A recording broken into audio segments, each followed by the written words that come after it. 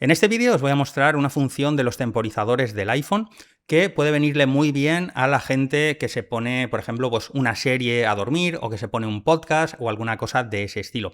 Y es que vamos a poder poner un temporizador que cuando termina ese temporizador detiene lo que estamos reproduciendo. Da igual que sea un vídeo que sea un audio, o sea, vamos a poder hacerlo con cualquier cosa, ¿vale? Entonces, en este caso lo que tenemos que hacer es entrar en el reloj.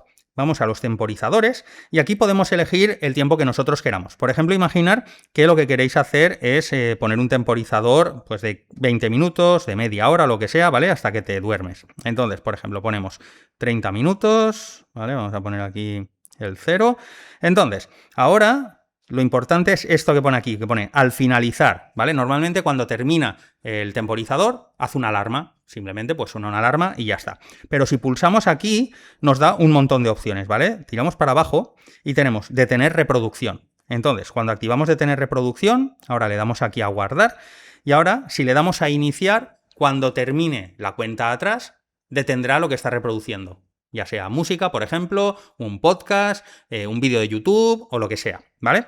Entonces, vamos a hacer una prueba.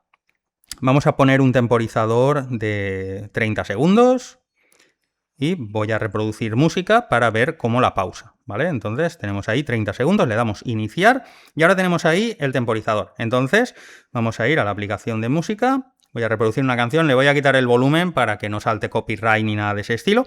Entonces, ¿vale? Veis que tenemos aquí lo que sería la cuenta atrás en la Dynamic Island.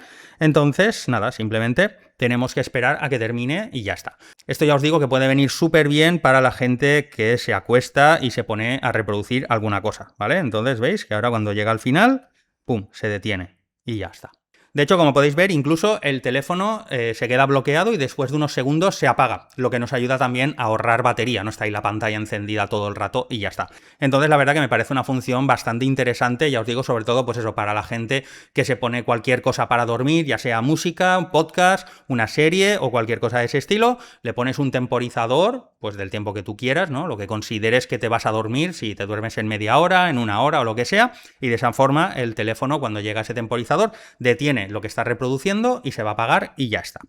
Así que nada, espero que el vídeo os haya sido útil y si os ha gustado podéis suscribiros al canal, que es gratis. Yo de momento me despido. Nos vemos en el siguiente vídeo. Un saludo a todos. Hasta luego.